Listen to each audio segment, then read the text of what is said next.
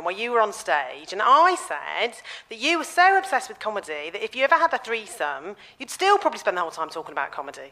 So that's all it was. A hypothetical situation mistaken for a true story, added with a couple of cheesy whatsits. And that's all it was. Now let's go back to the moment it all started. I mean, don't get me wrong. You know, I like Adam, but he's a bit self-obsessed. I mean, he talks about comedy all the time.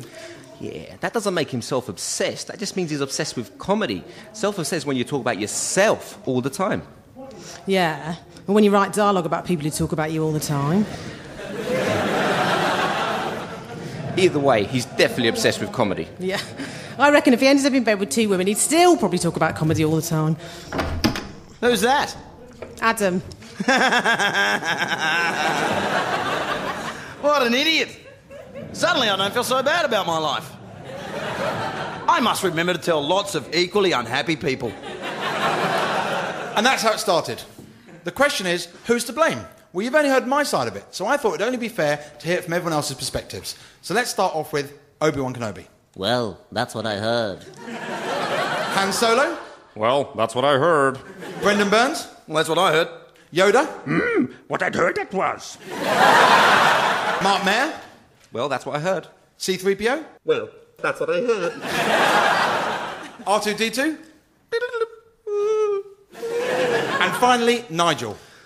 Look, as far as I'm concerned, I'm the good guy here. I was the only one who bothered ringing him to find out if it was true.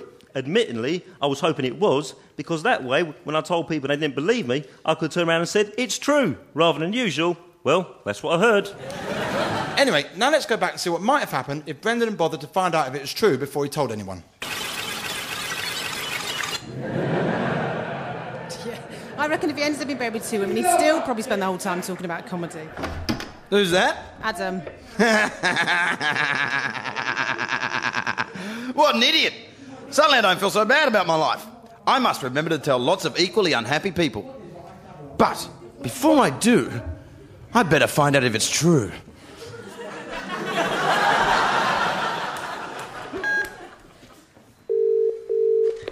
Hello? Adam, Brendan. Oh, hello, mate. Did you recently end up in bed with two women and spend the whole time talking about comedy? No. Suddenly my life feels empty again. Maybe I should take up some kind of recreational activity. Nah, stuff it. I'm just going to tell people it's true anyway. Hey, everyone! Adam's a wanker! And finally, let's see what might have happened if he bothered to take up some kind of recreational activity.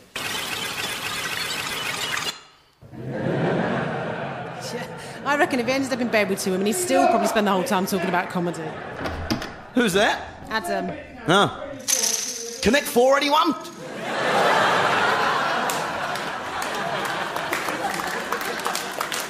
Well, thank you.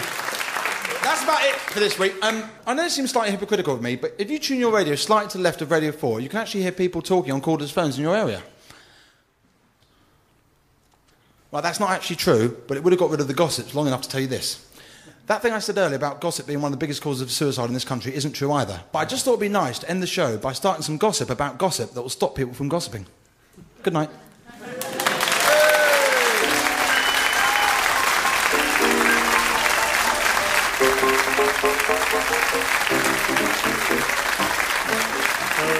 You have been listening to The Problem with Adam Bloom, written by and starring Adam Bloom, with Brendan Burns, Stefano Paolini and Sarah Kennedy. The show produced by Adam Bromley. Well, that's what I heard.